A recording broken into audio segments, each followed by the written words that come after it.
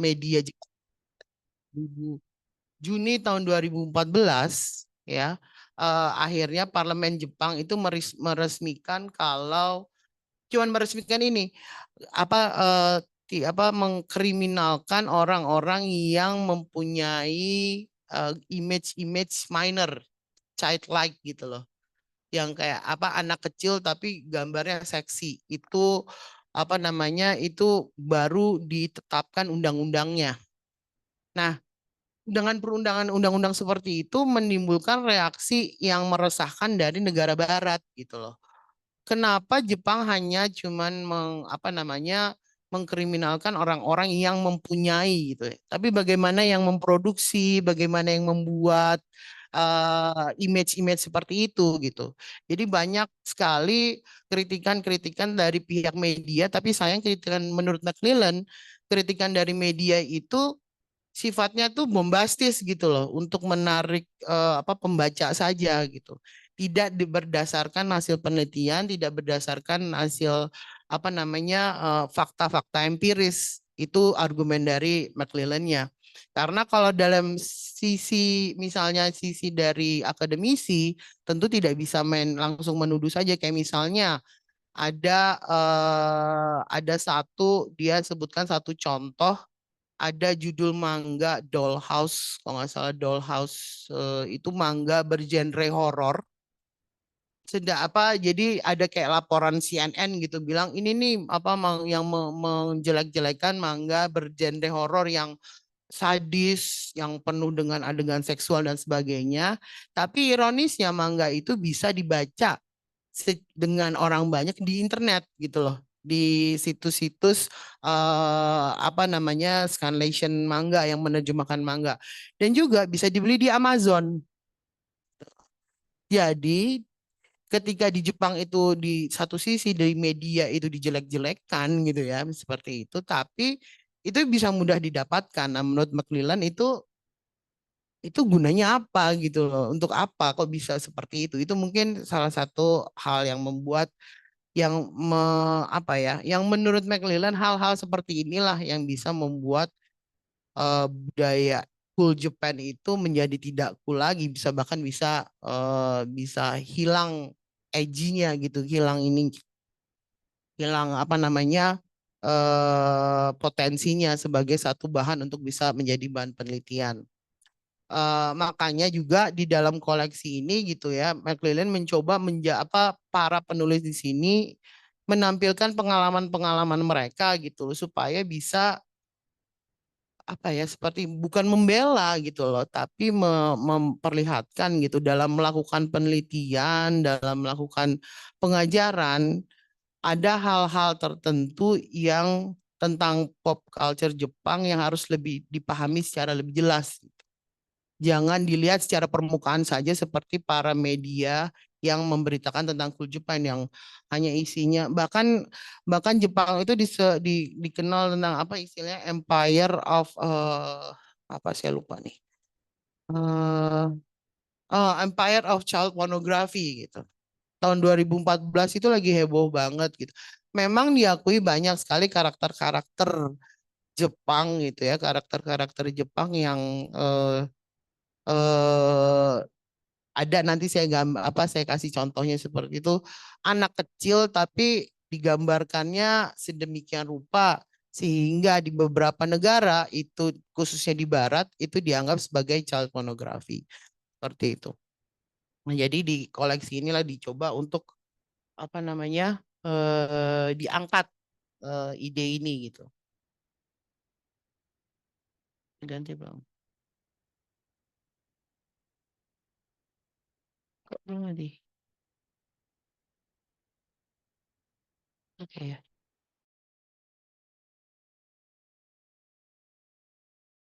Enggak ya? Oke. Oke, jadi kemudian di subbab berikutnya gitu ya, McClellan juga menggambarkan tentang perubahan representasi dari Jepang itu bagaimana gitu loh. Di tahun ini, di tahun 70-80 gitu ya, eh, Jepang itu dikenal dengan ekonomi yang maju, otomotif dan segala macam. Pop culture itu belum dikenal sama itu. Tapi kalau justru kalau pop culture, kalau saya bilang jadi ketahuan di umur saya gitu ya. Tahun 70, di tahun 80 sih nonton ada dalam format apa namanya VHS atau Betamax gitu. Jadi semacam video recorder. Mungkin Gen Z zaman sekarang Betamax tuh apaan sih gitu ya. Video itu apa. Nah, tapi tahun 70 tahun 80 itu Jepang itu belum mengenal boro-boro komik itu apa, itu tidak dikenal tentang di Jepang gitu kan. Nah, di universitas pun juga pada tahun-tahun itu apa namanya mengutamakannya tentang ekonominya, budayanya dan sebagainya gitu. Tidak menyentuh tentang pop culture Jepang baik di barat maupun di sini juga gitu. Kalau pengalaman saya gitu ketika saya kuliah tentang Jepang gitu ya. Jarang itu ada, bukan jarang ya, malah nggak ada yang membahas tentang komik itu apa, film apa, musik dan sebagainya. Banyak sekali yang masih membahas tentang yang tradisional. Nggak tahu deh kalau sekarang bagaimana ya, di mata kuliahnya mungkin sudah berbeda. Nah, sedangkan baru apa namanya ketika justru apa namanya pop culture itu baru kita kenal ketika di tahun 90-an. Itu pun juga tahun 90-an menurut McClellan bukannya orang Jepangnya yang ini ya apa namanya mengekspor ininya, justru orang Amerika yang melihat oh ini nih apa kayaknya ini komik-komik Jepang, kartun Jepang ini bisa dia yang mengambil apa namanya mengambil produk-produk tersebut. Baru kemudian pemerintah Jepang melihat potensinya tahun 2000-an diadakanlah strategi yang namanya Cool Japan karena dia bisa melihat bagaimana apa namanya budaya-budaya kayak manga, anime, gaming dan sebagainya itu bisa memberikan cultural branding di luar Jepang. Walaupun walaupun ketika masuk kalau udah saya apa namanya dari jalur formal itu cultural brandingnya sangat berbeda jauh dengan apa yang apa namanya ya yang ada dalam kumpulan apa namanya fans dari fans activity gitu secara resmi dan formal seperti itu. Nah,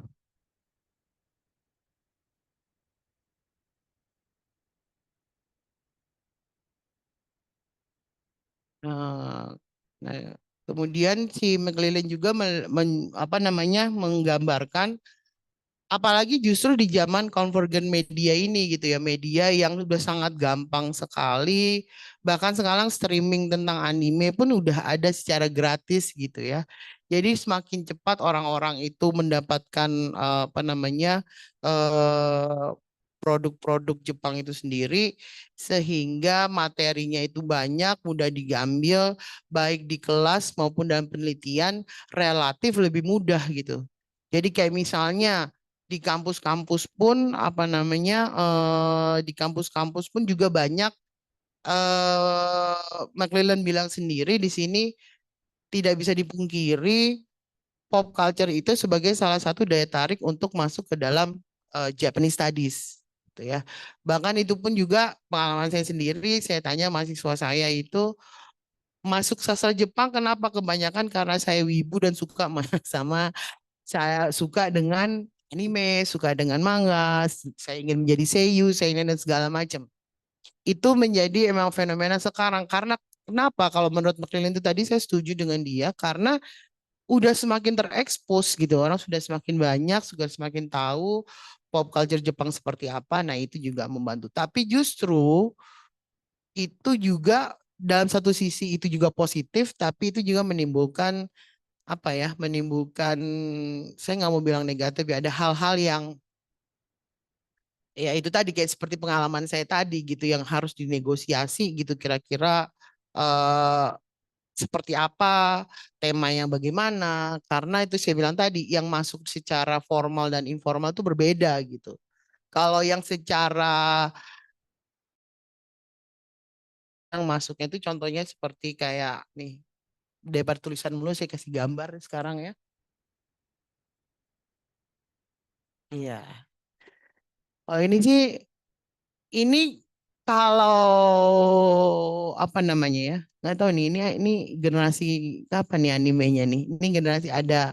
Tapi ini adalah yang menerobos eh, baru barat sih tahun 90-an tuh Sailor Moon, Naruto, Pokemon gitu ya, Power Ranger. Ini adalah judul-judul yang secara resmi diimpor atau diekspor ke barat, ini yang berterima. Tapi sayangnya juga di sini juga terjadi kayak semacam apa ya? Kan apa ya? Kayak kok saya bilangin tantangan mungkin. Kayak misalnya kalau kita tahu Sailor Moon misalnya, kalau pernah nonton Sailor Moon, ketika Sailor Moonnya itu transform berubah menjadi Sailor Moonnya, itu kan ada apa sih gambarnya itu kelihatannya diasumsikannya tuh telanjang gitu kan ya. Mohon maaf. Nah, saya bilang tadi kalau ada peraturannya itu berbeda tentang apa yang disebut kesopanan antara di barat, di Amerika, Kanada, dan Jepang dan sebagainya. Kalau di Jepang itu dianggap tidak apa-apa, tapi di negara-negara kayak mungkin di Amerika, di Kanada yang lebih ini lagi, itu disensor atau bahkan dihilangkan seperti itu. Pernah juga ada yang lebih konyol itu waktu itu Shizuka kalau nggak salah di Doraemon. Waktu itu masih kecil ya gitu ya. Karena lari-lari masih kecil tuh kelihatan pansunya gitu ya. Nah itu di negara Amerika dan di Kanada itu dianggap child pornography gitu. Makanya itu bisa termasuk kriteria child pornography. Jadi ketika masuk ke dalam negara itu dihilangkan seperti itu.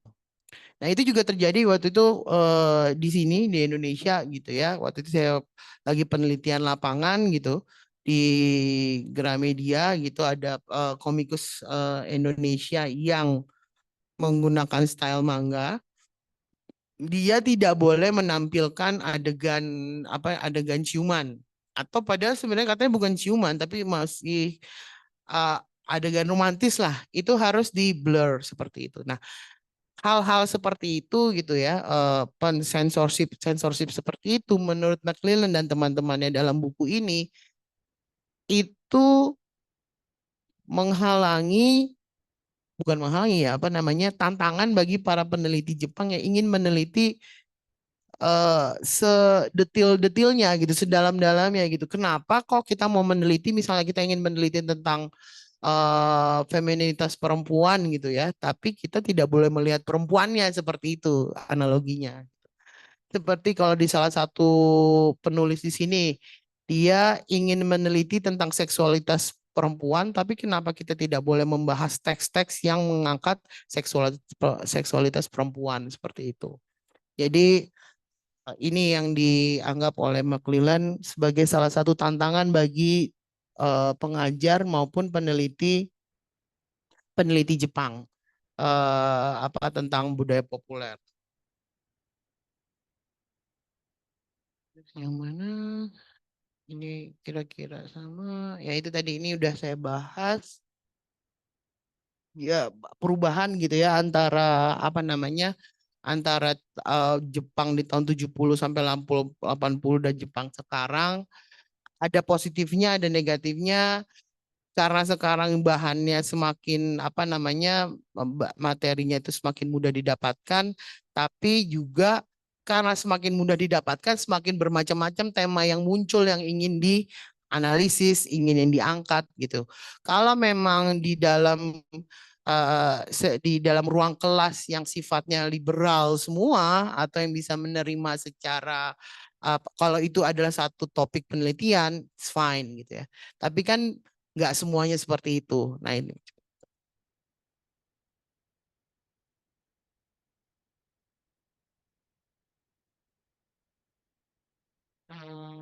Oke. Nah kalau selain itu, selain tentang topiknya itu, McClellan juga sini eh, mengangkat isu tentang eh, fan activities itu sendiri gitu ya. Bagaimana aktivitas dari fans itu terhadap eh, keberadaan budaya populernya Jepang itu. Apakah kalau kita lihat secara mungkin kalau di antara fansnya itu membuat pop culture Jepang itu semakin apa ya, semakin diminati gitu ya. Tapi itu kan fan activities. Nah, fan activities itu banyak sekali menerima tantangan-tantangan secara legalnya itu sendiri. Kayak misalnya produk doujinshi gitu ya. Memang mereka bilang ada disclaimer kalau membuat doujinshi itu dari misalnya dari Naruto gitu. Dia ini pengarang aslinya siapa-siapa ada disclaimernya kalau ini cuman apa apresiasi terhadap itu.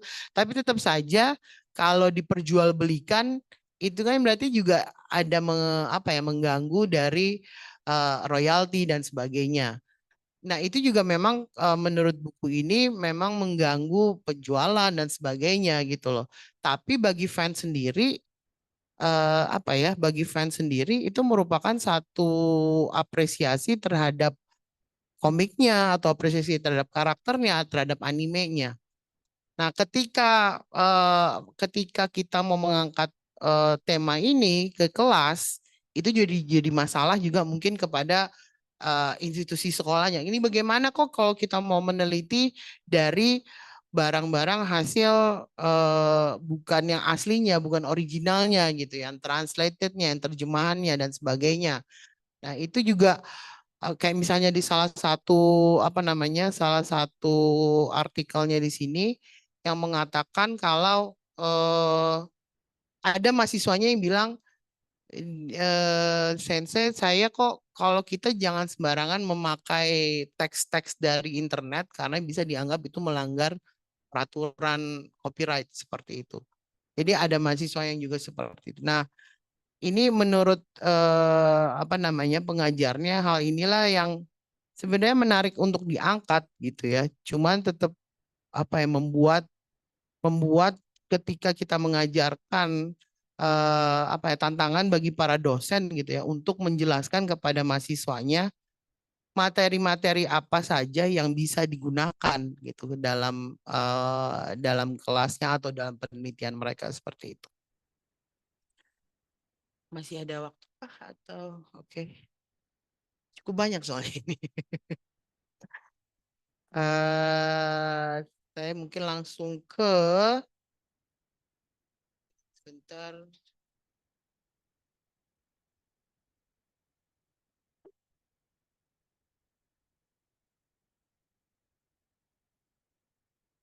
Langsung ke topik teaching Japan Studies in Convergent Classroom gitu ya. Nah,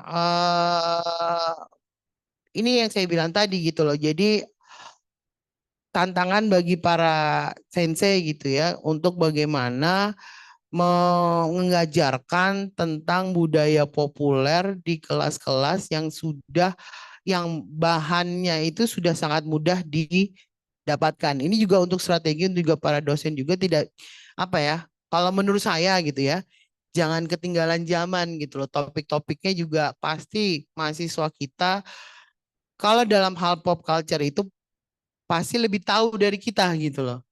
Kayak judul anime terbaru, manga terbaru, mereka itu sampai plotnya, karakternya, dedikasinya tuh sampai bisa menggambarkan dengan lebih jelas dari kita gitu. Bahkan kita yang harus ini. Nah, di sini yang diangkat sama McLaren bagaimana dosen-dosen di sini ini harus bisa berstrategi supaya bisa mengatasi limpahan ide yang banyak seperti ini gitu. Jadi bagaimana para mahasiswanya itu bisa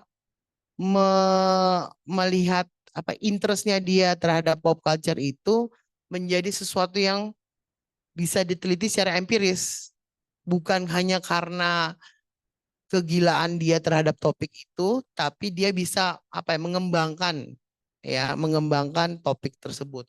Nah, tapi kalau ketika mengembangkan topik tersebut kita akan tersentuh lagi ketika mahasiswa itu ingin mengangkat topik-topik yang riskan, yang tadi agak menyentuh perbatasan.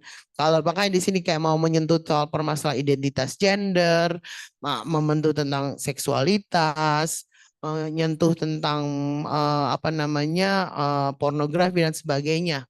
Itu juga tantangan berikutnya menurut saya dan kata McLellan para dosen itu sendiri gitu loh. Apakah itu tadi apakah mengiyakan mahasiswanya kepada peneliti kalau kita itu tidak bisa kita sebagai akademisi gitu ya sebaiknya jangan saja memilih topik-topik yang aman gitu.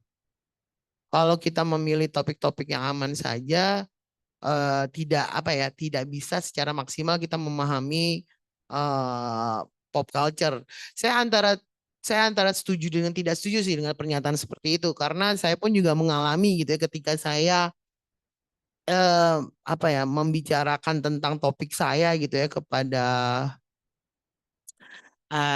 salah satu dosen saya gitu ya. Topik saya kebetulan saya mau mengambil tentang eh, teks homoerotis dari BL gitu ya, Boys Love. Terus uh, komentar pertama gitu ya dari yang dosen saya yang mendengar yang tidak tahu tentang itu apa gitu ya. Loh, kamu mau jadi dokter seksualitas dia bilang. Tapi kan sebenarnya intinya bukan seksualitas yang mau saya bahas di situ. Tapi ketika mendengar tentang homoerotis, mendengar tentang homoseksual dan sebagainya, asosiasi pertama yang masuk di itu adalah tentang seksualitas. Gitu. Padahal bukan seperti itu, bukan itu yang saya mau bahas. Nah tantangan-tantangan seperti itulah yang menurut McLellan itu bisa membuat apa namanya membuat wacana Cool Japan itu hilang pamornya gitu loh seperti itu. Nah kemudian itu dalam segi pengajaran ya. Nah kalau dalam segi penelitian pun itu juga banyak sekali yang apa namanya mengalami apa ya penelitian kayak misalnya itu tadi mau mengangkat topik-topik yang eh topik-topik yang tidak jelas kelayakannya di setiap negara gitu. Misalnya kayak gini, kayak itu tadi, kayak saya ambil contoh Shizuka itu tadi.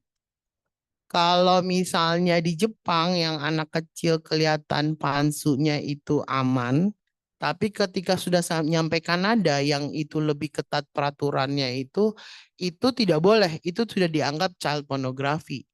Nah, itu akan menjadi kesulitan ketika mahasiswa di Kanada misalnya ingin meneliti tentang Doraemon misalnya. Soalnya ada salah satu penulis ini dia PhD candidate di Australia, dia ingin meneliti tentang satu ilustrator dari Australia tapi tinggal di Jepang tentang baby art judulnya atau mungkin pernah lihat tapi saya nggak mungkin menampilkan gambarnya di sini karena cukup-cukup ini ya memang agak riskan juga gambarnya. Jadi dia itu kritik tentang isu sosial tapi menggunakan image-nya anak kecil. Tapi di situ dia membahas tentang penjualan organ, membahas tentang pelacuran dan sebagainya gitu. Tapi menggunakan image anak kecil. Kalau misalnya di beberapa, misal di Amerika atau di Jepang itu masih bisa berterima. Tapi kalau udah nyampe di Australia itu tidak bisa. Nggak masuk bukunya, nggak. Ini dianggap child pornography. Seperti itu. Nah tantangan-tantangan seperti itu pun juga masuk apa ya, muncul ketika seseorang ingin membahas tentang pop culture. Kemudian juga ada penelitian dalam apa nulis di buku ini juga dia melakukan penelitian etnografi tentang fenomena Lolita kompleks, lolicon di Jepang. Misalnya apa dia itu dianggap apa ketika ingin dia mengajarkan di kelas gitu ya, itu dianggap bukan bukan bukan ujian kelas sorry.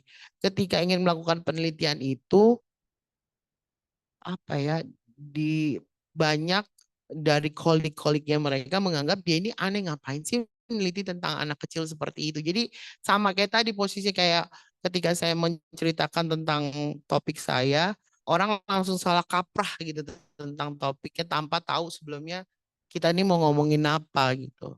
Seperti itu, hanya karena image yang ada di dalam pop culture Jepang itu sendiri.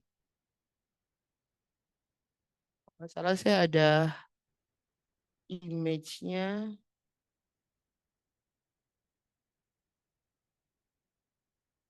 Oh, ini yang image-nya ini garis besarnya yang ethical dan legal isunya ketika mengejarkan Jepang itu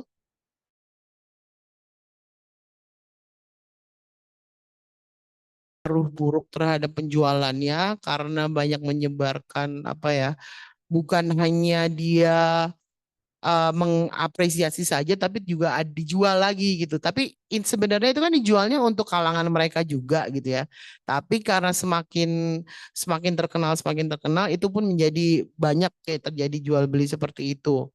Juga permasalahan copyright, kemudian apa namanya ini tadi masalah perbedaan mana yang layak, mana yang tidak di setiap negara, dan kemudian apa namanya yang lagi di buku ini ya, kalau nggak salah buku ini tahun 2018 dan ini apa namanya tentang Jepang yang mengalami Japanese bashing tentang minor pedophilia itu tahun 2014. Nah, buku ini mengangkat banyak sekali negara barat yang protes terhadap Jepang tentang hal itu gitu. Jadi ketika itu tadi makanya orang-orang yang ingin mengajarkan tentang Lolita kompleks dan sebagainya mengalami apa namanya ya tantangan lah. Mungkin masih bisa dilakukan tapi tetap saja menjadi tantangan untuk diteruskan seperti itu. Oh, salah saya ada gambar. Nah, seperti ini. Ini menghalangi. Ini buat bulan puasa. Mohon maaf. Saya mencari yang sangat-sangat tidak kelihatan, tapi seperti ini gitu ya. Ini kelihatannya kan seperti anak kecil ya, gitu ya. Tapi menurut saya seperti ini ya. Menurut saya ini tergantung dari interpretasi masing-masing orang sih sebenarnya. Gak tahu deh ya, mungkin nanti diskusi ada yang setuju ada yang tidak setuju gitu. Kalau memang melihat itu sebagai anak kecil ya anak kecil aja gitu loh. Karena anak kecil memang kadang-kadang juga berenang pakai pakai bikini dan sebagainya gitu kan ya. Itu di Jepang dianggap ini nggak apa-apa, ini satu hal yang normal, anak yang natural, anak kecil memang seperti itu. Tapi ketika image ini sudah sampai ke di beberapa bagian Amerika ada atau di Kanada, ini dipermasalahkan gitu. Memang tidak menutup kemungkinan banyak banyak permasalahan apa namanya materi-materi lain yang akhirnya menjadi seperti ini. Tapi ya karena itu tadi karena akhirnya Jepang itu menguatkan peraturan tentang child pornography, tapi orang-orang Barat tidak tidak puas gitu. Kenapa cuman orang yang megang aja gitu? Gimana yang bikinnya? Bahkan kalau misalnya ketika sekarang ini gara-gara sensasi media seperti itu, hati-hati sekali ketika orang Jepang dari Jepang nih mau pergi ke Amerika misalnya. Ada kasus itu diperiksa gitu loh, digital image-nya ada apa aja tuh di dalam digital image-nya, di dalam handphonenya, di dalam laptopnya, di dalam iPad-nya seperti itu. Bahkan juga ada kejadian di dalam buku ini McClellan bilang banyak beberapa orang di apa namanya ditangkap karena punya manga seperti ini. Tapi bisa jadi orang itu sedang melakukan penelitian atau memang memang seneng aja atau bagaimana, tapi itu dalam kapasitas dia sebagai eh, student yang sedang melakukan penelitian tentang Lolita seperti itu. Ya, jadi banyak tantangan-tantangan seperti itu yang dibilang tantangan etika atau legalnya seperti itu. Ini nggak tahu deh kalau masuk ke Indonesia gitu apa diperiksa nggak digitalnya seperti itu nggak tahu juga. Tapi di perbatasan Amerika dan Kanada khususnya itu ada periksa dan banyak kejadian juga sudah ditangkap gitu loh. Jadi yang punya baik secara hard copy maupun soft copy, kalau dianggap itu menampilkan child pornography, itu ditangkap. Seperti itu.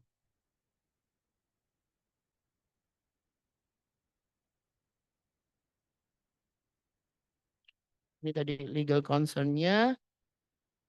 Eh, menurut Macmillan itu legal concern-nya adalah tadi inconsistency dari nggak konsisten gitu setiap negara mana yang dianggap layak dan tidak layak. Kemudian bagaimana mudahnya itu kita menyimpankan apa namanya archiving data itu juga menjadi sesuatu yang perlu hati-hati gitu ya. Bahkan ada dosen dari Jepang memperingatkan mahasiswanya yang sedang studi di luar, hati-hati dengan apa namanya file-file kamu yang ada di dalam gitu seperti itu. Kemudian yang juga menjadi satu hal itu materi-materi seperti apa saja yang pantas ditampilkan di dalam kelas gitu. Seperti itu. Oke. Aman? Masih bisa terus? Oke.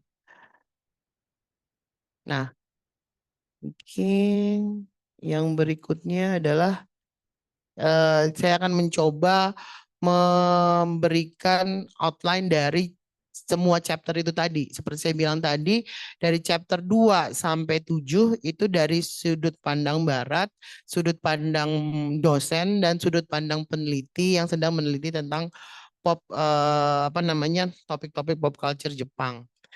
eh di satu sisi, menurut yang pertama si Alisa Friedman, dia di satu sisi dia menganggap dengan convergent media ini, media seperti ini sangat-sangat memudahkan, sangat-sangat memudahkan untuk memberikan pelajaran terhadap apa namanya media-media Kejepangan gitu ya. Tapi apa namanya menimbulkan menimbulkan juga ethical issue tentang moral atau materi dari itu sendiri. Nah, dia mengambil contoh di sini Death Note. Kalau tahu Death Note itu tentang kayak apa namanya kalau nggak salah ya, dia apa ya menulis dalam bukunya itu siapa saja yang akan meninggal. Kalau tidak salah ya saya ya, tolong dibenarkan kalau saya salah. Tapi di situ dianggap itu sebagai apa namanya materi yang bisa membahayakan apa namanya ya, materi yang mengangkat eh, apa ya istilahnya moral dalam ini adalah anak muda itu yang bisa menentukan apa ya, anak muda itu menentukan eh buat istilahnya yang tiba-tiba lupa, loading, mohon maaf karena puasa. Mengangkat bahwa anak muda itu lebih memegang peranan besar dalam membuat satu keputusan seperti itu ya. Dan juga apa namanya moral apa si Friedman ini juga mengatakan kemudahan dalam mengajar mendapatkan materi ini juga membuat mahasiswa apa kelas-kelasnya mahasiswanya itu mempertanyakan ini materinya dia dapatkan secara legal atau tidak gitu seperti itu. Jadi ada diskusi seperti itu. Jadi dosennya menurut dia juga harus bisa menjelaskan untuk lebih apa ya ada strategi khusus untuk bisa menjelaskan kepada mahasiswanya. Kemudian penulis berikutnya Laura Miller, dia juga kurang lebih sama gitu ya dengan Friedman sebelumnya. Dia juga mengajarkan, memberikan apa namanya menyetujui kemudahannya convergent media ini, tapi dia bilang ada challenge dalam menegosiasikan different types of knowledge. Jadi karena saking banyaknya materi, jadi makin banyaknya pengetahuan tentang Kejepangan dari mahasiswanya itu sendiri gitu loh. Nah, di sini dia mengangkat kalau yang sebelumnya tentang Death Note, Laula Mira itu mengangkat di dalam kelasnya itu dia bilangnya di sini mangga maniak sih. Mungkin di sini kayak lebih mirip kayak wibu gitu ya, yang sangat sangat mencintai karakternya. Jadi dia sampai nggak mau karakternya itu di diketahuin kelemahannya seperti itu. Atau bahkan terjadi pertentangan di antara mahasiswanya karena ada perbedaan pendapat gitu. Seperti itu. Jadi jadi dalam mengajarkan di kelas-kelas yang banyak dengan antusias mangga maniak itu seperti itu. Nah, yang menarik sebenarnya di penulis berikutnya ini Kristen Catter, Catter atau apa? Dia mengatakan dia ingin mengangkat etika isu membawa pornografi teks ke dalam kelas. Nah ini saya nggak, saya sih juga agak-agak agak saya nggak setuju, tapi ada make sense juga gitu dia. Jadi ya teks pornografi itu sebenarnya jangan dianggap sebagai ya itu teks pornografi gitu. Tapi coba bagaimana kita dekonstruksi teks pornografi itu kita bisa melihat ada apa saja di situ. Dia mengambil contohnya gitu ya. Dia melihat konteks kalau Jepang itu apa namanya negara yang sangat patriarkis, sangat male dominated sehingga apa namanya itu bisa dibaca kalau teks pornografi itu menampilkan representasi dari kepuasan perempuan seperti itu. Itu salah satu contohnya. Dan juga dia bisa dianggap bisa dibaca juga teks pornografi itu apa namanya menegosiasi atau men-challenge apa namanya isu-isu tentang kesopanan seperti itu. Jadi di sini si menurut menurut Carter ini teks pornografi itu bisa dijadikan sebagai bahan ajar gitu, bukan sebagai ideologi tertentu seperti itu. Menarik sih, tapi saya nggak tahu saya bisa membawa teks pornografi ke dalam kelas karena saya diusir lagi sama yang punya sekolah seperti itu. Kemudian yang kalau Sharon Orbach, nah dia yang Orbach ini yang menjelaskan bahkan antara Amerika dan Kanada itu berbeda sekali mana yang dianggap tidak senonoh, mana yang tidak mana yang senonoh gitu loh. Jadi ini dia lebih ke mendebatkan ketidak ya inkonsistensi dari penilaian rating sistem itu sendiri seperti itu. Nah, si Galbraith dia menyayangkan kenapa dia ini salah satu peneliti tentang Lolita kompleks itu. Nah, dia ketika melakukan penelitian dia frustasi gitu ya kenapa gitu banyak sekali yang orang-orang peneliti itu tidak mau menyentuh topik-topik yang unpopular gitu atau topik-topik yang bisa menganggap kita ini orang aneh gitu.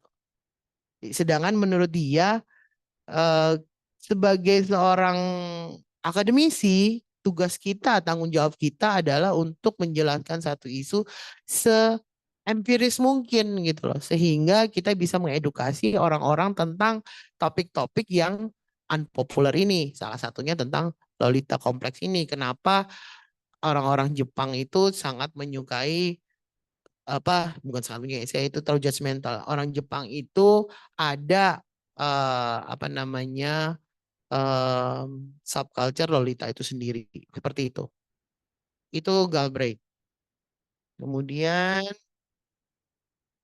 nah kalau Adam Stapleton ini tadi yang saya bilang yang mahasiswa PhD yang mengalami kesusahan ketika dia ingin ada bahan-bahan materi yang diimpor gitu loh. Itu tadi masih ke dalam masalah legal antara Australia dan Jepang itu. Nah, kemudian, ini dari sampai Adam ini dilihat dari sudut pandang Western, ya, sudut pandang membahas tentang minor, membahas tentang apa namanya child pornography dan sebagainya. Nah, tiga ke bawah ini itu dari daerah Asia Timur dan Asia Tenggara. Dia membahas tentang bagaimana apa ya yang menarik ini yang Ling Yang dan Lin Yang dan Yan Ruishu ini ada tentang apa namanya pengaruh dari pop culture Jepang BL itu yang dilokalisasi di China speaking country itu menjadi danmei. Nah, yang menariknya di sini adalah aktif fans si apa namanya fandom danmei ini ditangkap. Jadi ditangkap gitu, dipenjarakan karena dia melakukan aktivitas yang menurut pemerintah mengeksploitasi seksualitas. Nah, di sini kalau menurut penulisnya para fan activities di China speaking ini melanggar dua tabu besar di negara mereka, yaitu pertama pornografi dan homoseksual. Padahal secara internasional nggak ada hukum internasional nggak ada tuh yang melarang melarang kalau mempunyai menggambar dan sebagainya yang bersifat homoerotis itu melanggar peraturan secara internasional nggak ada. Tapi di China speaking ini dia tidak secara spesifik menyebutkannya. Dia menyebutkan ini dianggap satu tindakan kriminal sehingga fansnya ini ditangkap gitu.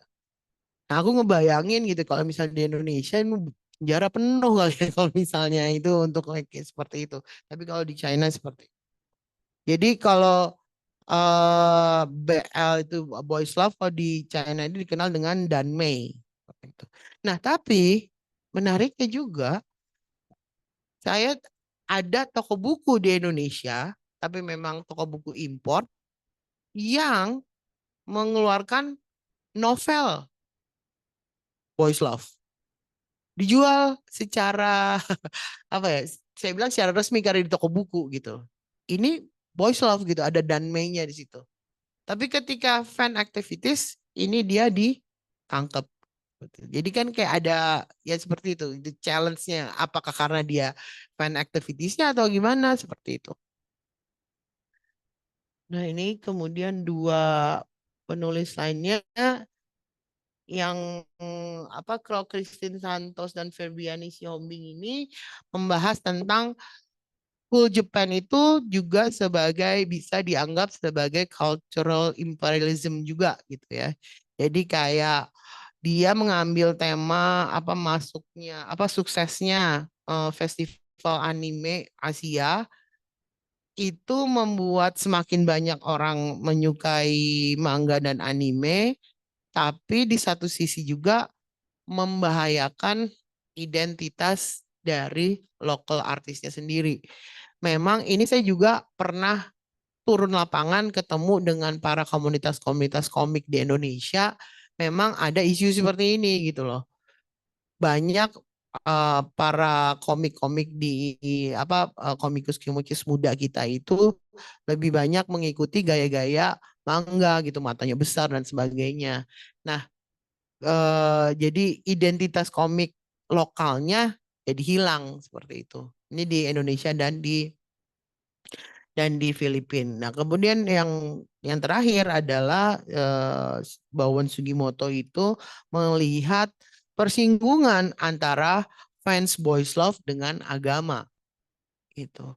Ini kebetulan saya pun juga ketika melakukan penelitian memang banyak sekali fujoshi atau seperti yang penyuka boys love ini menggunakan atribut keagamaan gitu ya. Walaupun saya tidak mewawancara sampai ke situ enggak, cuman memang secara penampilan seperti itu. Nah, Jessica Sugimoto Bowen ini melihat ini nih yang terjadi nih itu intersection. Jadi ada perasaan bersalah di situ, ada eh apa namanya tapi di satu sisi dia merasa bersalah, tapi dalam papernya Sugimoto ini BL itu bisa berkembang di Indonesia dan di Malaysia menurut dia karena kebanyakan itu orang nggak berpikir masa sih anak-anak suka nonton gay porn gitu loh. Jadi nggak berpikir masuk ke dalam pikiran mereka bisa menikmati gay porn. Makanya itu jadi bisa apa namanya bisa banyak orang yang menyukai homoerotis. Dan juga itu tadi, karena barangnya ada, bisa diambil di mana aja, tinggal download di internet, tinggal ini dan sebagainya. Seperti itu. Nah, jadi kalau misal kurang lebih itulah dari isi 10 10 artikel di dalam buku ini. Kalau saya bilang boleh saya jujur gitu ya, ini satu pembacaan yang membuka mata dan agak mengeringis juga gitu ya. Saya melihat kalau saya membaca buku ini, saya yang mendalami pop culture merasa belum ada apa-apanya gitu loh tentang untuk membahas tentang pop culture gitu. Jadi sebenarnya banyak topik yang mungkin bisa kita angkat, tapi ya itu tadi seperti McClellan bilang ada challenge-challenge sendiri. Makanya terakhir eh mungkin sebelum selesai future dari Cool Japan, McClellan mengharapkan itu adalah juga ada satu lagi yang ini ya, yang mungkin yang pernyataan kedua gitu, kita what academic can and must bring to Cool Japan is a set of enhanced skill that can help student to understand how and why text become meaningful for different audience and critique the all too simple attention grabbing slogan prevalent in media discussion. Jadi mungkin bagi para kita dosen yang ingin mengajarkan tentang pop culture harus benar-benar ada pembicaraan lebih lanjut tentang skill-skill apa yang dibutuhkan ketika kita ingin mengajarkan kepada mahasiswa kita gitu loh. Jangan kalau misalnya topiknya itu terlalu risky, jangan langsung ditolak misalnya atau seperti apa, dicari solusinya seperti itu menurut McClellan. Nah, mungkin sampai di sini pembahasan saya, nggak tahu apa, mudah-mudahan bisa berterima. Kalau memang ada pertanyaan, ada diskusi, silakan. Terima kasih.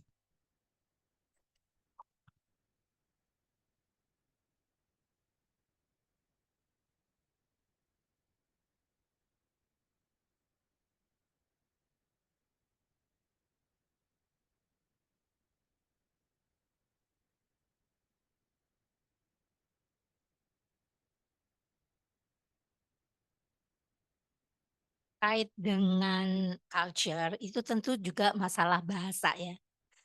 Seperti contohnya tuh kayak cerita kalau nggak salah Kobocang ya, Kobo ya. Itu kan kata-katanya agak kasar ya kalau diterjemahkan ya. Itu mungkin di satu daerah, satu negara dengan negara lain kan berbeda ya culture-nya. Mungkin buat kita aja itu agak nggak pantas untuk seorang anak berbicara itu ya. Tapi toh itu terbit juga ya dan terbaca juga untuk anak-anak di negeri kita. Itu dilihat dari masalah bahasa. Hmm. Nah, kalau masalah komik-komik dewasa di Jepang, saya waktu kecil aja saya tuh sering lihat manga-manga dewasa itu dijual di warung-warung loh. Iya, iya, betul. Tapi dan itu bebas. Mungkin karena kita orang Indonesia kadang-kadang jahil, suka ikut buka-buka gitu ya. Itu kan terbuka ya, nggak diplastikin gitu kan, terbuka. Dan itu agak porno ya untuk maksudnya dengan bahkan payudara itu terlihat gitu loh. Iya, iya. Nah, tapi anak-anak Jepang mungkin kan walaupun di cover-nya tertulis lah itu untuk usia berapa, tapi kalau untuk itu di negara lain dengan dijual di pasaran, di toko-toko bebas, mungkin sangat berbahaya ya, mungkin dibatasi lah gitu. Tapi kalau di Jepang kan enggak ya. Nah, mungkin karena di sana etikanya itu berjalan. Jadi anak ada tahu batasannya. Walaupun itu tidak tertulis ya, tapi tahulah gitu. Kedua, saya juga melihat kenapa di dalam komik-komik manga-manga Jepang itu peran perempuan itu terlalu diekspos vulgar gitu. Apakah karena di Jepang perempuan itu juga kadang-kadang agak direndahkan ya? saya Itu merasa agak kadang-kadang sih. direndahkan nih. Karena contohnya gini aja, pegawai di Jepang aja perempuan tuh kadang-kadang kan buat teh ya, buat teh, minuman buat bosnya, bahkan buat tamu. Sementara kan nggak terjadi itu di Indonesia atau bahkan di negara barat ya. Apalagi di negara barat, di Indonesia aja tidak terjadi itu. Jadi mungkin saya tidak mengatakan itu culture yang berbeda. Jadi mungkin di Jepang itu dianggap biasa. Tapi begitu dia keluar dari negara itu di Indonesia mungkin orang masih tutup mata lah gitu. Tapi kalau di negara barat itu kan buat emansipasi perempuan, gender, masalah gender itu sangat merendahkan. Mungkin itu yang apa ya, akhirnya terjadi pembatasan-pembatasan yang sangat apa ya, ketat. Kalau di Indonesia nggak mungkin lah sampai imigrasi apa custom memeriksa segitu detail, mungkin tidak terjadi, apalagi menyita, apalagi lalu di apa, di-fine atau diperkarakan gitu ya, mungkin tidak terjadi. Itu aja gambaran saya. Apakah itu tadi, apakah karena culture perempuan di Jepang itu dianggap ya lebih rendah, ya saya tidak mengatakan rendah banget sih enggak, tapi dianggap lebih rendah. Sudah gitu bahasa juga, kekasaran bahasa itu mungkin buat Jepang biasa, tapi buat bangsa lain itu agak kasar. Itu aja. Mungkin nggak. Ini kalau aku tanggapin, nah itu tadi mungkin di salah satu yang isu yang udah ditapus ya, isu yang diinin dari salah satu penulisnya yang si Laura Miller, Mbak Santi, Bu Santi. Jadi masalah bahasa, kebetulan dia itu dosen antropologi linguistik ya, antropologi.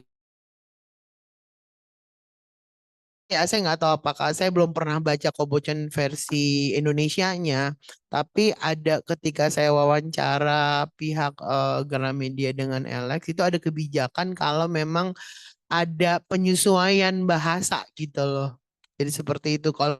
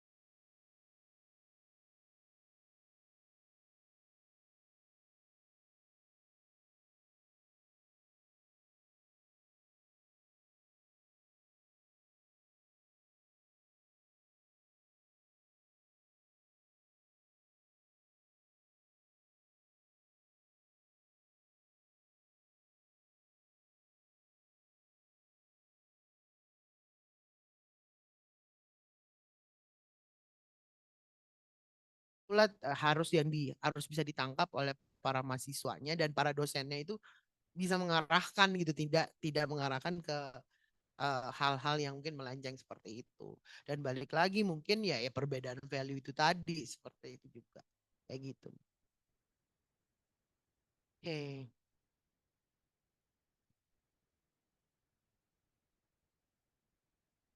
Bagi rekan-rekan yang di Zoom mungkin ada pertanyaan buat Dr. Putri Andem Dewi.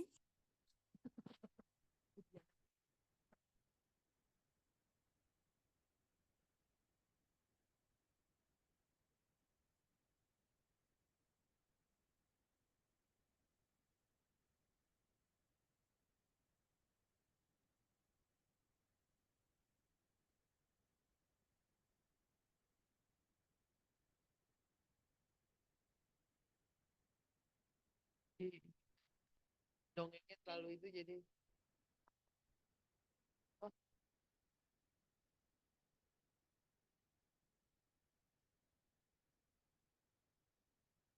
Ya, baik, selamat sore. Jadi untuk mengenai itunya sendiri tadi apa tentang Cool Japan itu, kalau kita berbicara tentang Cool Japan kan pasti ini kan bukan hanya tentang pop culture Jepang secara general ya, tapi juga terkait dengan kebijakan pemerintah juga ya. Karena kan Cool Japan itu kan dia program yang diluncurkan oleh pemerintah Jepang sekitar tahun 2002 ya. Dia karena terinspirasi dengan program Cool Britannia-nya Inggris kan gitu yang sukses ya. Nah, jadi kan kalau kita lihat kan bahwa pop culture Jepang ini kan dia kan dibuat pada awalnya itu kan sesuai dengan karakteristik dari market Jepangnya ya, bagaimana culture mereka dan juga bagaimana ya istilahnya kecenderungan-kecenderungan yang mereka miliki kan seperti itu. Nah, kalau karena melihat maksudnya kan banyak pertentangan budaya yang terjadi gitu ya. Kalau ketika pop culture Jepang itu kan dia menyebar ke negara lain seperti Kanada dan Amerika Serikat. Lalu kira-kira apakah pemerintah Jepang itu apakah dia ikut turun tangan gitu dalam maksudnya turun tangan selain dalam membuat hukum gitu ya. Apakah juga turun tangan dalam misalnya membuat standarisasi bagi karya-karya Jepang yang akan diekspor misalnya ke luar negeri atau apa agar sesuai dengan norma-norma negara tujuan. Apakah ada kira-kira keterlibatan pemerintah Jepang gitu kalau menurut di dalam buku itu? Oke, kalau di dalam buku ini sendiri mungkin tindakan yang paling kelihatan itu kalau menyangkut fan activities sebenarnya gitu ya. Kalau dari official secara resmi tidak tidak dibahas, misalnya dibahasnya gini, pemerintah Jepang itu bukan, dan ini bukan pemerintah Jepangnya sendiri, dari industrinya gitu.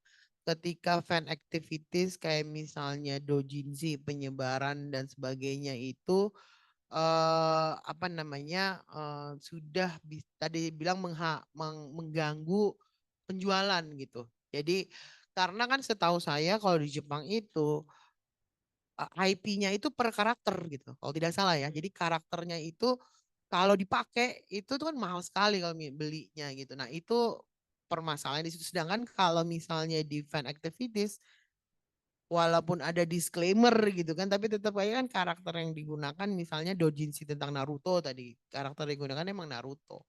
Kalau secara pemerintahnya sendiri di dalam buku ini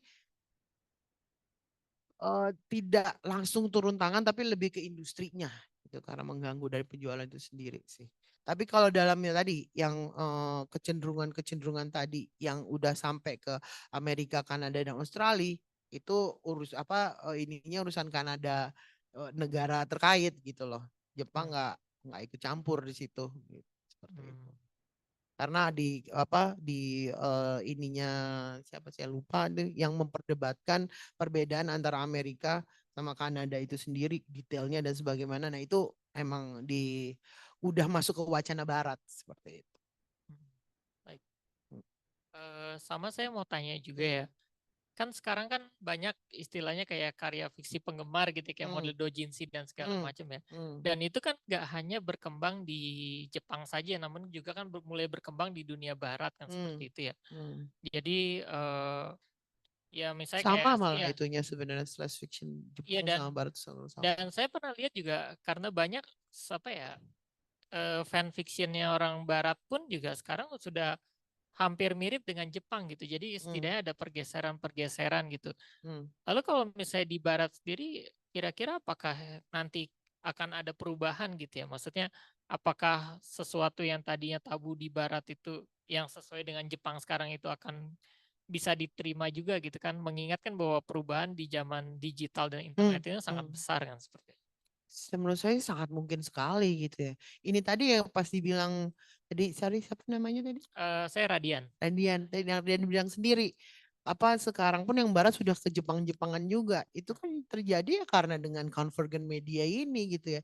Kita convergent media kita nggak tahu mana sumbernya itu tuh dari mana gitu loh. Apakah Jepang yang apa. Ya, jadi kayak seperti awalnya komik itu misalnya komik itu kita lihat Jepang itu ngambil apa namanya ya, mengadaptasi komik Amerika.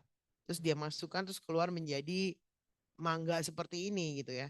Nah, kita kalau ngomong komik kadang-kadang asosiasinya itu langsung langsung ke Jepang gitu. Tapi sekarang kalau kita melihat di Amerika pun gambar-gambarnya pun juga udah kelihatan tuh garis-garisnya gitu. Karena kan perbedaannya antara style manga dengan itu kan apa namanya ya, dari style gambarnya. Tapi sekarang pun sudah mulai ada kayak percampuran, belum terlalu itu ada percampuran-percampuran. Jadi dengan kondisi jalur komunikasi net dan seperti ini sih nggak, sangat mungkin sekali tiba-tiba Amerika sudah bisa menerima itu bukan satu child pornography lagi misalnya seperti itu. Baik, terima kasih. Terima kasih. Ya. Hmm. Mengajar di Amerika. Kebetulan anaknya temanku itu belajar animasi itu di Amerika, bukan di Jepang. Iya, iya. Jadi karena ya ini tadi juga saking salah satu efek dari Cool Japan itu tadi gitu ya. Jadi banyak juga kampus-kampus yang dari Amerika itu mengituin studi tentang animator dan segala macam dan memang mengambil dosen dari Jepang gitu, Mbak. Jadi karena ya salah satu impact dari Cool Japan itu sendiri gitu. Tapi kalau dalam buku ini mereka itu lebih memfokuskan, McClellan dan para penulis lebih memfokuskan, kalau saya lihat sih dari nomor bab 2 sampai 7 itu membahas topik-topik yang agak nyerempet-nyerempet itu tadi gitu loh. Jadi bagaimana di kelas itu seperti apa, tentang seksualitas, gender dan sebagainya gitu loh. Tapi salah satu efek dari Cool Japan itu tadi gitu, banyak kampus-kampus baik di Indonesia maupun di Amerika dan itu yang menyediakan tentang pop culture Jepang. Maksud Hmm. karena mungkin the real coolnya komik manga-manga asli yang Jepang dengan etika legalnya mereka itu sudah berubah. Itu membuat end of the atletnya gitu. Makanya jadi kalau bisa dilihat nih, jadi McClellan ini kalau kita lihat konteks sejarahnya itu dia itu dari seorang sebenarnya awalnya dia ke Jepang itu ingin belajar tentang Buddha. Dia ke Jepang itu ingin belajar tentang Buddha, tapi pas nyampe di Jepang dia kok kayaknya jadi hilang minatnya lebih, terus dia beralih ke minority gitu, gender minority gitu. Dan dia tahu dari mana itu, taunya dari manga, anime dan sebagainya. Kurang sama kayak saya juga tahu tentang pop culture tuh dari manga, anime gitu. Nah, dia ingin, terus dia kembali ke UK lagi, dia bilang saya mau bicara tentang sexual minority di Jepang gitu. Dosen-dosennya tuh nggak ada yang setuju, mana ada yang ngomongin tentang sexual minority di Jepang. Bahkan dosennya bilang nggak ada gay di Jepang tuh, nggak ada yang gay, dibilang kayak seperti itu. Dan tapi kan kita tahu di Jepang itu ada namanya budaya Chigo, ada yang namanya lupa tuh yang laki-laki yang cantik itu zaman dulu tuh, lupa saya namanya Kabuki itu. Udah gak, tapi ada yang Oiran, pokoknya ada jadi praktek-praktek seperti itu ada. Nah, itu di zaman sebelum masuknya agama itu sah-sah aja gitu loh. Nah, jadi si McClellan itu akhirnya dia melihat melihat tema-tema seperti itu dari pop culture. Nah, itu makanya dia bilang diangkat di sini gitu loh. Jadi kalau Cool Japan itu nggak hanya cuman yang lucu-lucu yang ini aja. Ada loh yang Cool Japan yang lebih membahas hal-hal yang riskan dan sebagainya seperti itu. Jadi kalau misalnya orang-orang itu tidak tidak, saya nggak mau bilang tidak berani, tidak mengembrace itu gitu secara maksimal, bisa jadi si end of Cool Japan gitu. Menurut buku ini seperti itu. Ada pertanyaan dari Zoom, Zoom mungkin mau.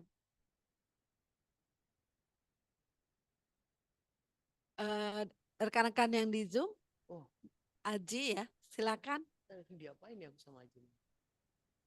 Oke, itu terima kasih. Assalamualaikum warahmatullahi wabarakatuh. Waalaikumsalam warahmatullahi wabarakatuh. Itu saya cuma pengen penasaran aja ya, bisa tolong diringkas kira-kira dari buku ini yang mengatakan the end of cool Japan itu apanya ya? Apa yang di end-nya gitu ya? Lalu itu yang pertama. Yang kedua, saya pengen tahu juga, penasaran gitu ya. Sekarang ini kan lagi rame-ramenya tentang, terutama di Amerika, di Hollywood gitu ya. Kalau kita ngomongin tentang apa namanya pop culture Amerika gitu, itu sekarang ini sedang penuh-penuhnya dengan woke culture gitu ya.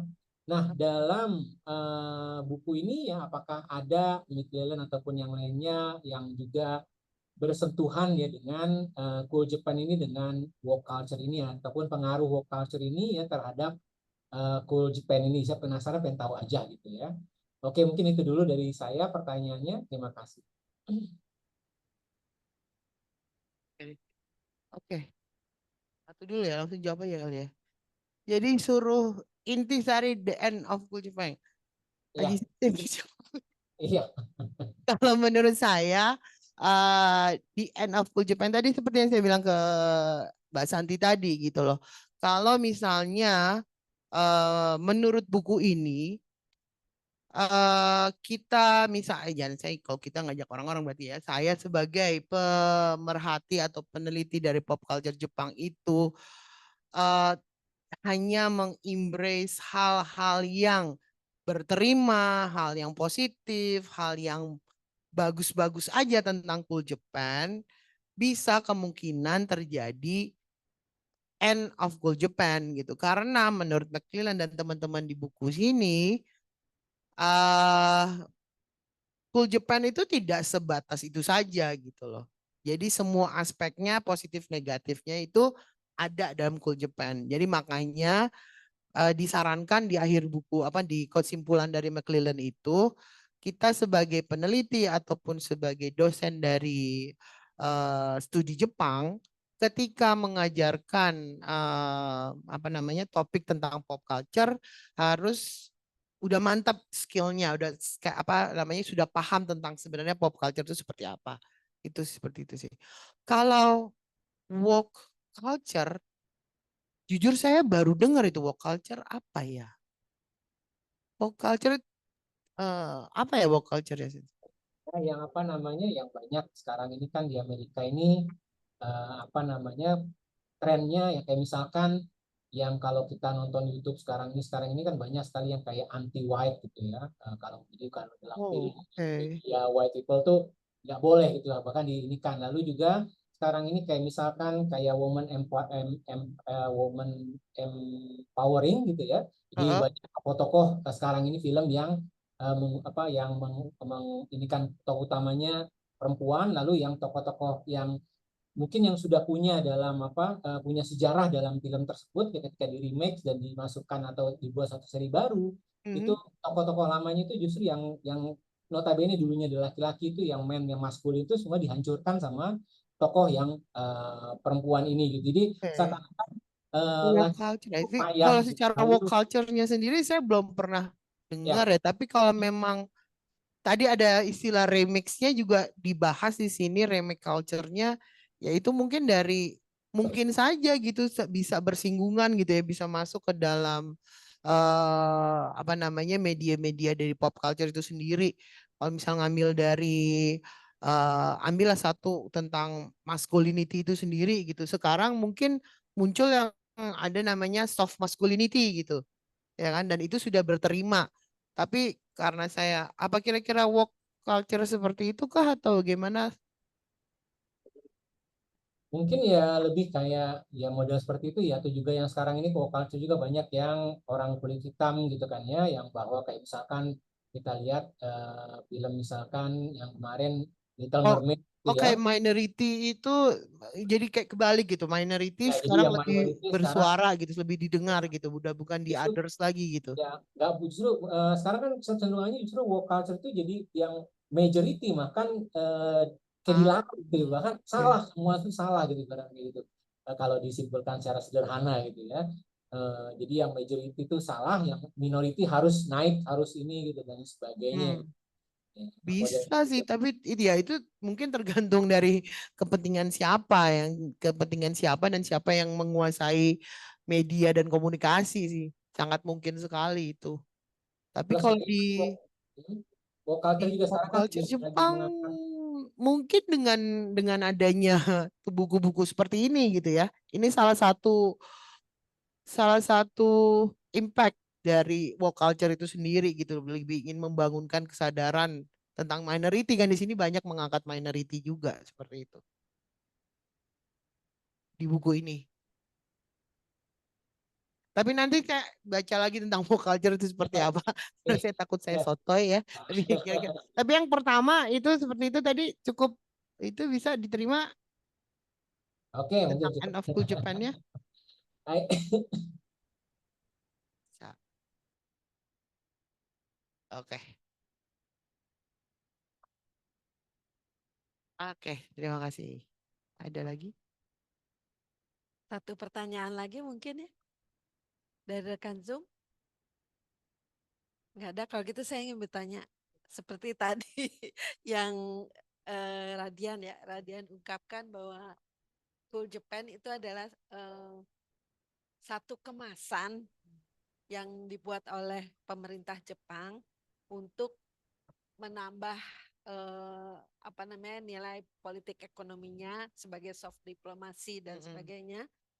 Yang ingin saya tanyakan adalah kalau pengemasan satu produk budaya dari Jepang itu kan sebenarnya ada industri-industri lain ya, misalnya industri film, industri musiknya dan sebagainya. Di buku itu kan hanya diungkapkan industri manga dan anime dan ya. gaming aja. Dulu kan terkenal juga ya, J-pop, Ya.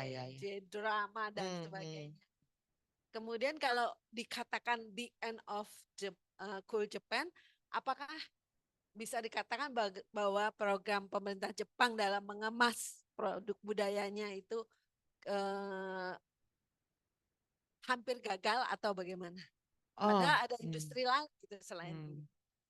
Kalau saya tidak salah gitu, memang ada laporannya, saya lupa. Memang Cool Japan ini tidak sukses menurut pemerintah Jepang gitu loh. Jadi belum maksimal suksesnya. Karena yang baru itu yang utama yang terimport itu tadi manga, anime, dan gaming gitu. Sedangkan Cool Japan itu satu paket sampai makanan dan sebagainya. Tapi kalau saya melihat apa namanya perkembangan sekarang dan ada beberapa artikel saya baca, Cool Japan itu lebih berterima di Asia sebenarnya, Asia Tenggara. Kayak misalnya ini mungkin belum ada penelitian atau mungkin sudah ada penelitian, sekarang sudah ada berbagai macam takoyaki di sini. Udah ada berbagai macam sushi. Udah di berbagai restoran Jepang dan sebagainya. Itu kan masuk ke dalam strategi Cool Japan seperti itu. Tapi kalau di buku ini memang difokuskan ke itu tadi dan lebih difokuskan lagi yang mengarah ke gender dan sexuality karena kebanyakan dari para penulisnya itu memang fokusnya ke situ.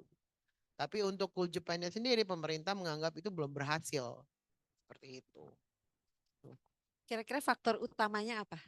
Kalau Dari menurut saya kegagalan sendiri dan ini harus dibuktikan secara data empiris ya. Jepang itu harus lebih itu tadi menggunakan secara maksimal convergent media ini gitu loh. Jangan karena di Jepang itu sangat memegang yang namanya copyright ya. Sangat copyright itu tadi saya bilang karanya itu kan sangat ini, terus lagu dan sebagainya. Bahkan kayak sekarang pun mungkin salah satunya itu yang bisa membuat itu yang terkenal itu YouTube itu bisa dimanfaatkan sebenarnya gitu. Tapi saya belum melihat Jepang itu memanfaatkan secara maksimal ke situ gitu. Convergent eranya ini belum dimanfaatkan secara maksimal karena masih mungkin di lokalnya itu masih dengan hak paten dan sebagainya gitu loh. Di industrinya sendiri belum membuka diri untuk keluar gitu loh.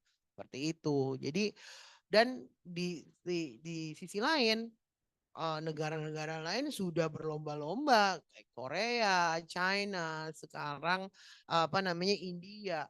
Mungkin analogi kecilnya kita bisa lihat di Netflix sebenarnya.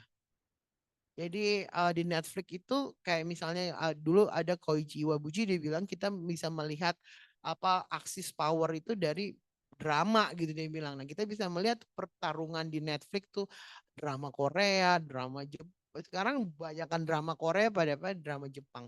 Tapi di sini di satu sisi masuk juga drama apa Chinese Mandarin drama, masuk juga Indian drama seperti itu. Jadi menurut saya kalau Jepang itu tidak memaksimalkan convergent media era ini, bisa-bisa harus ngejar ketinggalan menurut saya seperti itu. Nanti saya dilempar para wibu nih ntar nih. Oke, Itu woke ya, iya, WOKI ya. iya kayaknya saya baru dengar. Woke. Itu bisa kelihatan di film deh. Karena kalau di film itu misalnya gini, orang Malaysia itu nggak usah orang Malaysia lah, orang daerah itu kadang-kadang punya slang-slang bahasa Betawi, Jakarta, bukan Betawi lah Jakarta. Jadi hampir anak-anak di daerah kita itu di wilayah-wilayah ini, mereka lebih menggunakan bahasa-bahasa slang Jakartaan gitu loh. Nah, di Malaysia sendiri sekarang kan mereka sampai menutup eh, bahasa Malaysianya, bahasa Melayunya mereka tuh hampir ke bahasa Indonesia, dan bahasa Indonesia mereka itu bahasa Indonesia film loh, yang agak berseleng-seleng. Kan kalau kita nonton apa sinetron-sinetron lah, itulah contohnya. Tapi kalau di komik saya kurang kurang paham ya. Tapi kalau di film tuh kelihatan tuh woke gitu. Itu Bu, bisa kelihatan. ya mungkin saya baru dengar ya, jadi saya nggak bisa bilang mungkin. Tapi kalau di komik karena apa namanya, saya nggak tahu yang penyingkatan kata tuh kayak misalnya apa ya kayak anime parodi yang gitu-gitu, kayak penyingkatan kata, slang-slang baru yang muncul kayak Ohio jadi kayak gitu, apakah itu masuk? Saya nggak tahu juga kayak gitu. Saya mau melibatkan diri dalam diskusi Cool Japan ini.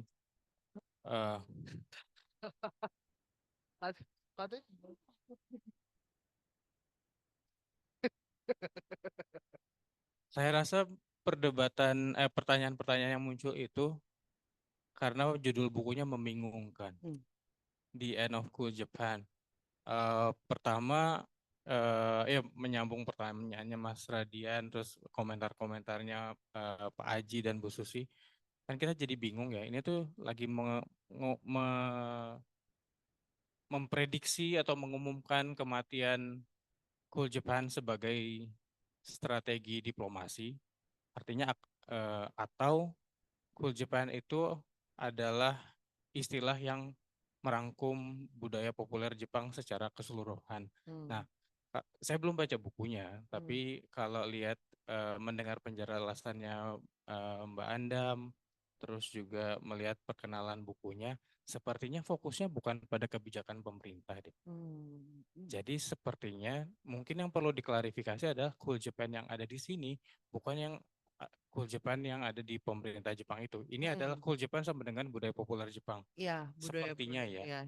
Jadi mungkin saya berasumsi bahwa bukan sisi kebijakan yang sedang berusaha dikritisi oleh buku ini. Nah, judul bukunya adalah The End of Cool Japan: Ethical, Legal, and Cultural Challenges to Japanese Popular Culture. Jadi saya rasa The End of Cool Japan ini strategi marketing bukunya kayaknya ya, karena mau tidak mau bukunya harus dikasih. Kayaknya bukunya juga harus dijual dengan judul yang bikin kita neok, dan terbukti hari ini kita semua nengok ke tema tersebut. Cuma kayaknya perlu diklarifikasi, ini tidak sedang membahas unsur kebijakan, bukan Cool Japan yang digaungkan oleh pemerintah bukan memang. Abe Shinzo tahun 2010-an yang bikin ini, tapi udah almarhum orangnya ya, nggak boleh diomongin ya. Udah almarhum. Ini lebih mengacu ke 2002 sih. Enggak, maksudnya makanya dibilang iya. Ya. Kan Jadi mungkin ya karena si McLellan-nya ini tadi karena dia memang topiknya kan iya, seperti itu. kayaknya kalau dilihat dari judulnya, ini tuh bukan kritik terhadap budaya populer Jepang ya. Saya rasa ini justru adalah semacam apa ya, anjuran bagi para akademisi budaya populer Jepang untuk ya udah lanjutin aja lah gitu. Karena sepertinya konteks bukunya adalah bahwa ada kritik dari media massa Hmm.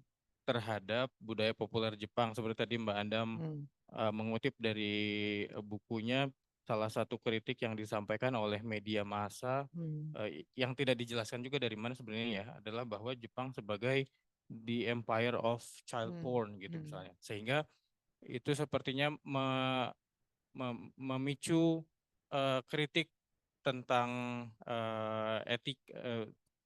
kritik terhadap budaya populer Jepang secara keseluruhan dari sisi legalitas, dari sisi etika, dari sisi kebudayaan. Nah, cuman kayaknya buku ini tidak sedang bilang bahwa budaya populer Jepang atau cool Japan itu mati deh. Ini adalah anjuran kepada para peneliti, udah lanjut aja. Lanjutin aja biar nggak mati. Lagi pula kan misalnya ya, ini apa? Misalnya peneliti tentang pornografi. Intensinya kan bukan menyebarkan pornografi harusnya ya. Tapi meneliti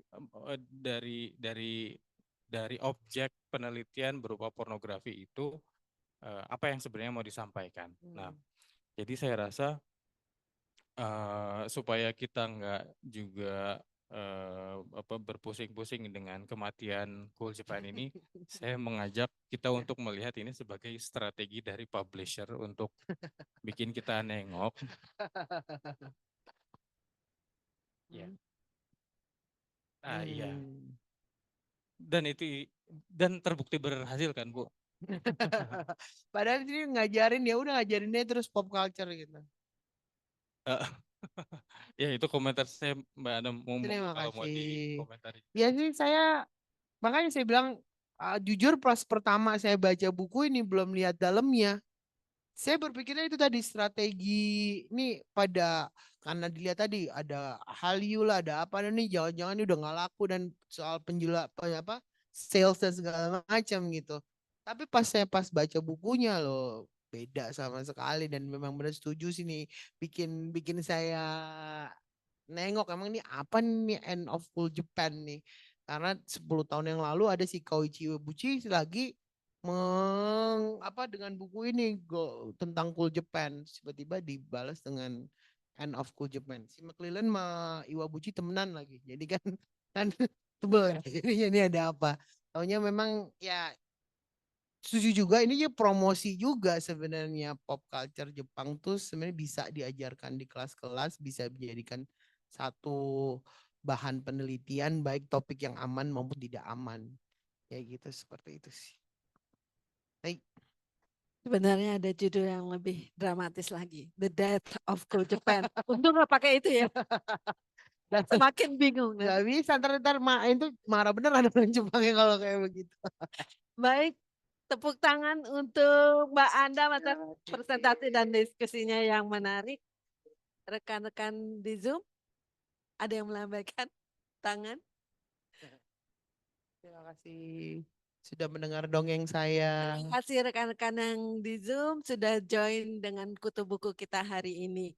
Selanjutnya acara penyerahan sedikit tanda mata buat pengupas tuntas buku.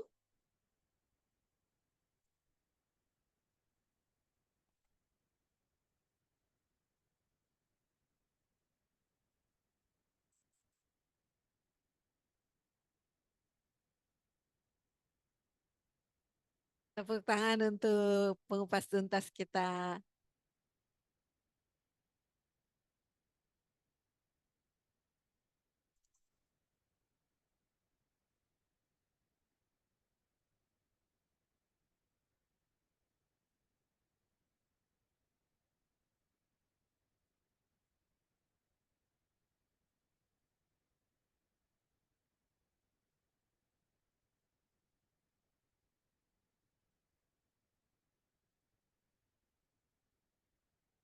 Terima kasih Bapak Ibu sekalian. Sekarang kita akan mengambil foto bersama.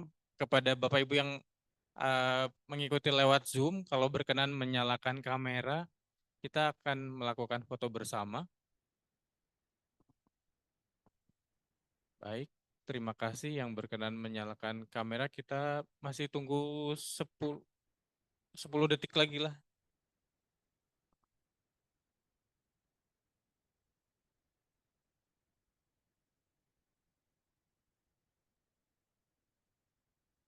Baik, kami ambil fotonya.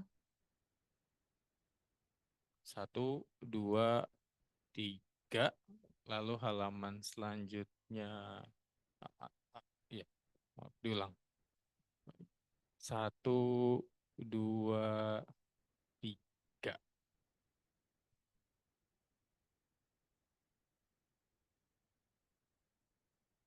Baik, terima kasih Bapak Ibu sekalian. Oh, ada pertanyaan dari chat box, absennya tidak bisa. Baik, terima kasih pertanyaannya, akan kami tindak lanjuti, saudara.